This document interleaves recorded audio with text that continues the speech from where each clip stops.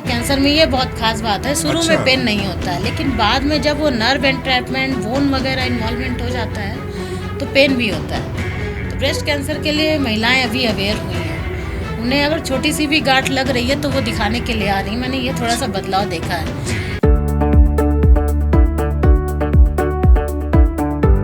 नमस्कार गोरखपुर, क्या हाल चाल है। एक बार फिर से आप सबका बहुत बहुत स्वागत है अपना टीवी के इस खास पॉडकास्ट में, जिसका नाम है फिट रहेंगे तो हिट रहेंगे।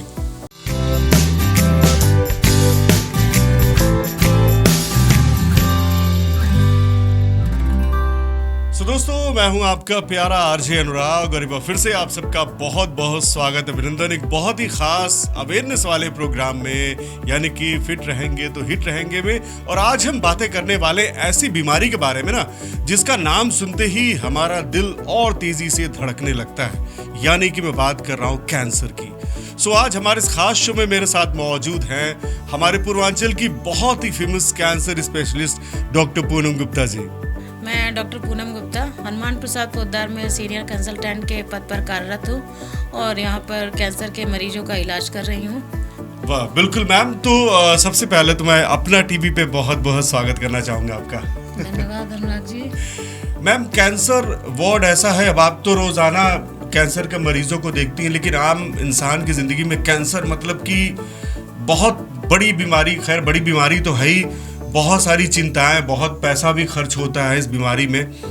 अगर बात करें पूर्वांचल की, तो यहाँ पर किस तरह के मरीज आपको ज्यादा मिलते हैं, मतलब आपके पास आते हैं? अगर यहाँ पर देखा जाए पूर्वांचल में तो सबसे ज़्यादा मुंह का कैंसर, अगर यूपी की भी बात करें हम तो मुंह का कैंसर बहुत ज़्यादा कॉमन है और उसके पीछे कारण है टोबैको का सेवन, धूम्रपान। मेन यही रीज़न है जिसकी वजह से मुंह का कैंसर यहाँ ज़्यादा मिलता है। कैंसर देखिए बॉडी में कहीं भी किसी भी ऑर्गन में हो सकता है। कैंसर के बारे में पहले थोड़ा सा ये जान लें कि जैसे कुछ लोग कहते हैं कि कुछ मरीज आते हैं हमारे पास, कहते हैं हम तो गुटखा भी नहीं खाते थे, तंबाकू का कभी सेवन नहीं किया, कभी बीड़ी सिगरेट नहीं फूका, उसके बाद भी हमें कैंसर हो गया। तो ऐसा नहीं है कि कोई हार्ड एंड फास्ट रूल है कि इस चीज़ को अगर कोई मनुष्य लेगा तो हो ही जाएगा। कैंसर जो होता है वो एक जेनेटिक लेवल पे जब म्यूटेशन होता है हमारे जीन में, तब कैंसर का जनरेशन होता है, कैंसर की उत्पत्ति होती है। लेकिन कुछ ऐसे फैक्टर्स हैं, कुछ ऐसी चीज़ें हैं जिनका अगर हम एक्सपोजर अपनी शरीर को देंगे तो कैंसर होने की पॉसिबिलिटी ज़्यादा बढ़ जाए। तो इसलिए वो रिस्क फैक्टर कहलाते हैं। कैंसर के लिए क्या क्या रिस्क फैक्टर हैं, तो उसके बारे में मैं थोड़ा सा बताऊंगी। तो कैंसर होता कैसे है पहले ये जान लें। कैंसर में क्या होता है, हमारी बॉडी है, वियर एंड टियर फिनोमिना चलता रहता है, मतलब सेल्स बनती हैं और नष्ट होती रहती हैं। इस तरह हमारी बॉडी रिपेयर होती रहती है, रिन्यूअल होती रहती है सेल्स। बट कभी कभी क्या होता है, डीएनए डैमेज की वजह से इतनी ज़्यादा कैंसर सेल्स बनने लगती हैं बॉडी में, जितनी की बॉडी को ज़रूरत भी नहीं है। अच्छा। रिपेयर के लिए बहुत ज़्यादा मात्रा में बनने लगती हैं, नंबर ऑफ सेल्स बनने लगती हैं और वो कहीं ना कहीं जाके एक्यूमुलेट होती है बॉडी में, तो वो कैंसर का वहीं जन्म हो जाता है। तो ये एक जेनेटिक लेवल पे होने वाला चेंज है, लेकिन कुछ फैक्टर्स हैं जो इसको बढ़ावा देते हैं, जो इसकी पॉसिबिलिटी बढ़ाते हैं। जैसे अगर हम बात करें अपने बारे में, अगर हमारी हैबिट में है स्मोकिंग करने का, या ये पान मसाला हुआ, गुटखा हुआ, ये लोग चबाते हैं, तो ये सब चीज़ें कहीं ना कहीं उसमें कुछ ऐसे कार्सिनोजन होते हैं जो कैंसर होने की पॉसिबिलिटी को बढ़ाते हैं, कैंसर रिस्क बढ़ाते हैं।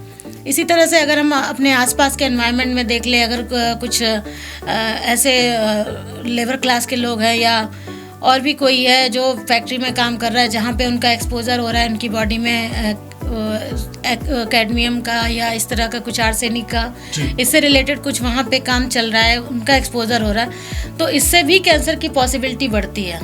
इवन हमारा खाना पीना भी कहीं ना कहीं अफेक्ट करता है, कैंसर के होने की संभावना को बढ़ाता है।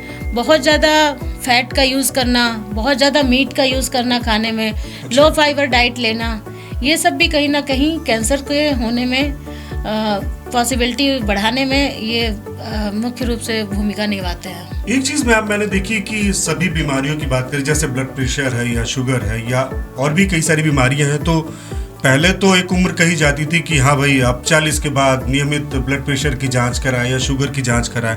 अगर बात करें कैंसर की, तो क्या कोई ऐसा वक्त भी है कि हमें इसकी जांच कराती रहने, मतलब रोजमर्रा में कराते रहना चाहिए जैसे आम जांचें हम कराते हैं? देखिए, ऐसा नहीं कर सकते हैं, सभी लोग तो नहीं कर सकते। हाँ, लेकिन हमें ये थोड़ा सा जान लेना चाहिए कि कैंसर अगर हमें लग रहा है या क्या लक्षण है बॉडी में जिससे हमें डाउट हो सकता है कि हमें कैंसर है। बिल्कुल।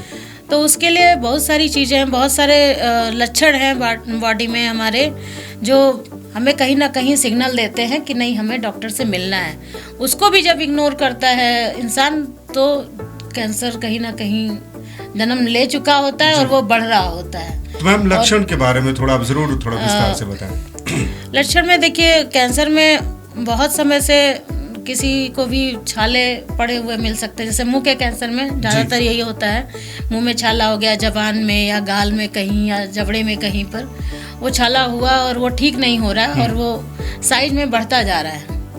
पहले तो पेन भी नहीं होता है कैंसर में, ये बहुत खास बात है। शुरू में पेन नहीं होता है, लेकिन बाद में जब वो नर्व एंट्रैपमेंट, बोन वगैरह इन्वॉल्वमेंट हो जाता है तो पेन भी होता है। तो पहले तो नॉर्मल छाला था, छाला बढ़ता गया और उसके बाद फिर लगता है कि इंसान को कि अब मुंह भी खोलने में दिक्कत हो रही है, या अगर हमारी जबड़े की हड्डी को पकड़ लिया है तो पेन भी बहुत ज़्यादा होने लगता है। तो इस तरह मुंह के कैंसर के लक्षण हो सकते हैं। दूसरा ये जैसे गले में होता है, गले में अगर होता है, लैरिंग्स जो हमारा स्वर यंत्र है, अगर वहाँ पर होता है तो कहीं ना कहीं ज़रूर मनुष्य को लगता है कि हमारी आवाज़ बदल रही है। अच्छा। तो ये एक बहुत बड़ा साइन होता है। या बहुत लंबे समय से उसको कुछ खराश टाइप की लग रही है, ऐसा लग रहा है कि गले में कुछ अटका हुआ है, या खाना निगलने में परेशानी हो रही है, तो ये एक सिम्टम है जो गले के कैंसर को डिनोट करता है। उसके बाद हमारा ओसोफेगस आता है, खाने की नली में जब कैंसर होता है तो टेंडेंसी होती है कि इंसान खाने के बाद वॉमिट कर देगा खाने को, जो कि अनडाइजेस्टेड फूड रहता है। अच्छा। हाँ, क्योंकि कहीं ना कहीं खाने की नली में ऑब्स्ट्रक्शन हो जाता है बिकॉज ऑफ कैंसर। कहीं ग्रोथ हो गई, वो फूड पाइप है, पाइप में अगर रास्ता ब्लॉक हो गया तो खाना नीचे नहीं जाएगा, वो वापस रिगर्गिटेशन होगा और वॉमिट कर देगा। जी। इसी तरह अगर पेट में ले लें, पेट में एब्डोमेन में हमारे डिफरेंट ऑर्गन है, जैसे स्टमक हुआ, गॉल ब्लैडर हुआ, लीवर हुआ, और फिर आपकी ये आंतें हो गई। अगर इन सब में किसी पार्ट में कैंसर है तो एब्डोमिनल पेन लंबे समय से मिल सकता है। हमारी बावेल हैबिट में डिफरेंस आ सकता है, खून भी आ सकता है मल त्याग में, इस तरह की चीज़ें। या गॉल ब्लैडर या लीवर का कैंसर है तो पीलिया की शिकायत यहाँ पे देखा जाए तो हमारे इधर गैंगेटिक बेल्ट के जो लोग हैं, इनमें गॉल ब्लैडर का कैंसर बहुत ज़्यादा मिल रहा है। और इसके लिए लोग खोज करने में भी लगे हैं कि ऐसा क्या है यहाँ के इधर खान पान में या पानी में या क्लाइमेट में कि इस तरह की चीज़ें हो रही हैं। तो ये सब लक्षण है। आज बहुत सारी अच्छी जानकारियां पूनम मैम आपको दे रही हैं। मैम, एक और चीज मैं आपसे जानना चाहूंगा कि कैंसर से किस तरह से कोई इंसान बचा सकता है अपने आप को? देखिए, 100% तो कोई श्योरिटी नहीं है, किसी भी मेजर्स को हम फॉलो कर लें।